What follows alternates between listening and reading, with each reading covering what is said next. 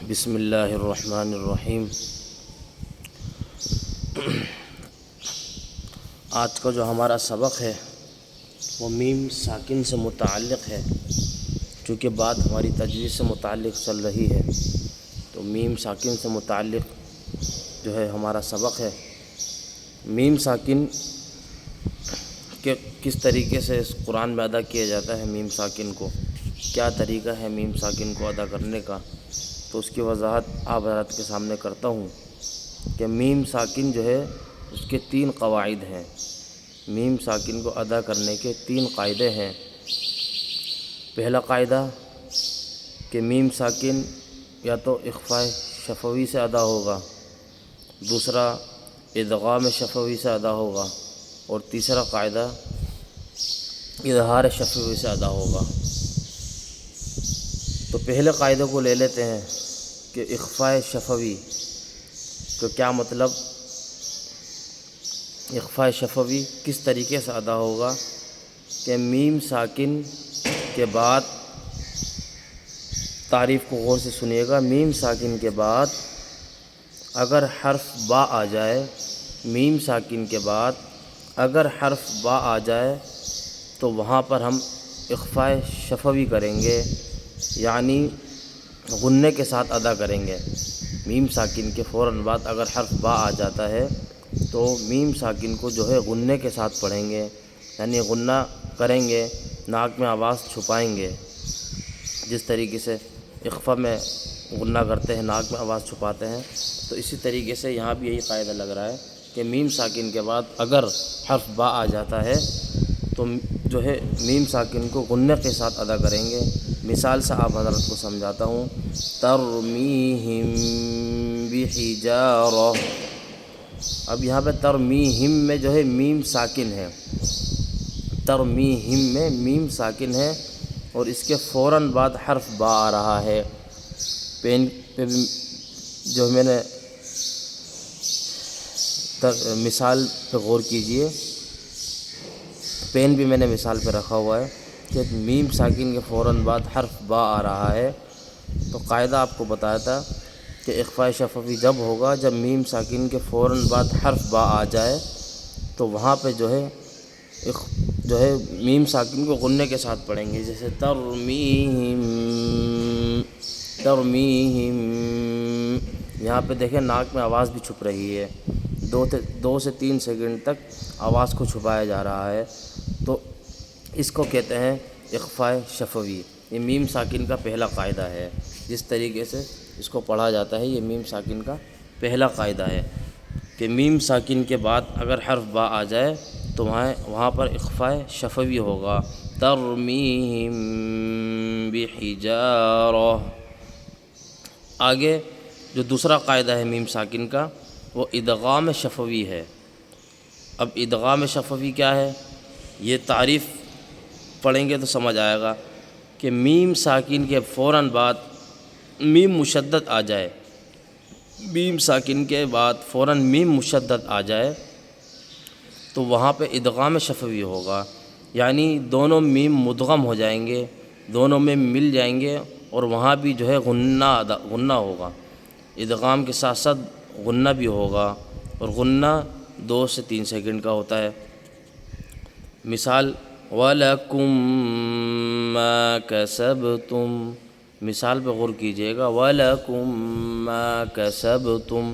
اب وَلَكُمْ میں پہلا جو میم ہے وہ میم ساکن ہے اور اس کے فوراً بعد میم آ رہا ہے اور میم کے اوپر تشدید ہے، تو جو ہے جب میم کے اوپر تشدید ہے تو میم یہاں پر مشدد ہوا۔ تو تعریف میں ہم نے پڑھا تھا کہ میم ساکن کے فوراً بعد اگر میم مشدد آ جائے تو وہاں پر جو ہے ادغام شفوی ہوگا، اس کو ادغام شفوی کہیں گے، اور دونوں میم جو ہے یہاں پہ مدغم ہو گئے اور یہاں پہ غنّہ بھی ادا ہوگا۔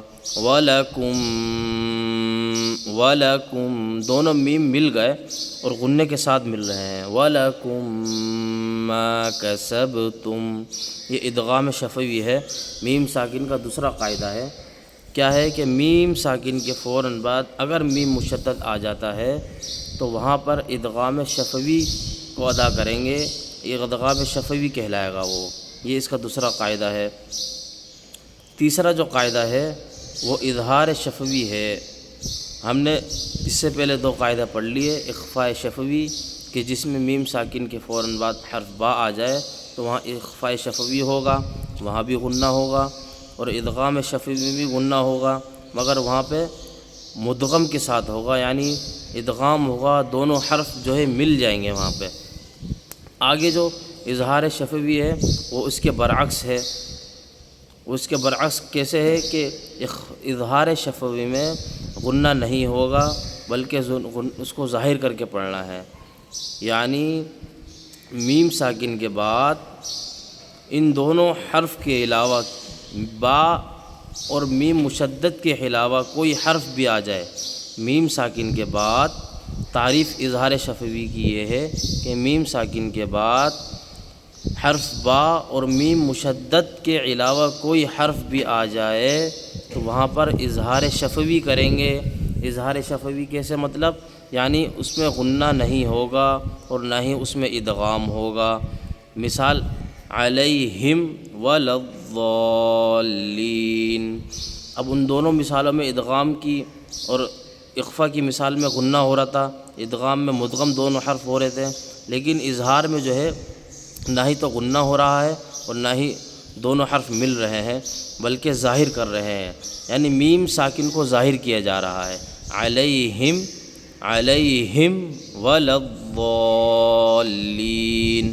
یہ اس کے تین قاعدے تھے کہ اخفاء شفوی، ادغام شفوی، اظہار شفوی، تینوں آپ حضرات کے سامنے ذکر کر دیے کہ اخفاء شفوی میں کیا ہے، مختصراً عرض کر دیتا ہوں کہ میم ساکن کے بعد حرف با آ جائے تو وہاں جو ہے غنے کے ساتھ اس کو پڑھیں گے، اور ادغام شفوی میں کیا ہے کہ میم ساکن کے بعد اگر میم مشدد آ جائے تو وہاں مدغم کریں گے، دونوں میموں کو ملائیں گے اور غنے کے ساتھ پڑھیں گے۔ اظہار شفوی میں اس کے برعکس ہے کہ نہ ہی تو وہاں اظہار شفوی میں غنہ ہوگا اور نہ ہی مدغم ہوں گے بلکہ ظاہر کر کے پڑھیں گے، میم ساکن کو ظاہر کر کے پڑھیں گے۔ یہ اس کی وضاحت تھی۔ مثال میں بھی، سوال میں صاحب کتاب میں نے لکھا ہے وہ بھی پڑھ لیتے ہیں سوال، کہ سوال میم ساکن کو کس طرح ادا کیا جاتا ہے۔ جواب میم ساکن کے بعد اگر میم اور با آ جائے تو میم کو غنے کے ساتھ پڑھا جاتا ہے۔ میم ساکن کے بعد اگر میم اور با آ جائے تو میم ساکن کو غنے کے ساتھ پڑھا جائے گا، دونوں میں غنہ ہوگا، فرق اتنا ہے دونوں میں کہ اگر با آ جائے تو وہاں مدغم نہیں ہوگا، اور اگر میم آ جائے میم ساکن کے بعد تو وہاں مدغم ہوگا، یہ فرق ہے۔ وَلَكُمْ، یہ ادغام شفوی کی مثال ہے، وَلَكُمْ مَا كَسَبْتُمْ تَرْمِيهِمْ بِحِجَارَةٍ، یہ اخفاء شفوی کی مثال ہے۔ اور ان دونوں حروف کے علاوہ، کن دونوں حروف کے علاوہ؟ با اور میم مشدد کے علاوہ کوئی حرف آ جائے تو پھر میم کو بغیر غنے کے ادا کیا جائے گا، یعنی میم کو ظاہر کر کے پڑھا جائے گا، علیہم وللضالین، یہ اظہار شفوی کی مثال ہے۔ یہ وضاحت آپ حضرات کے سامنے ذکر کر دی۔ انشاءاللہ آئندہ ویڈیو میں اگلا سبق انشاءاللہ ذکر کیا جائے گا۔ دعاؤں میں یاد رکھی کیجیے گا۔ والسلام ورحمۃ اللہ وبرکاتہ۔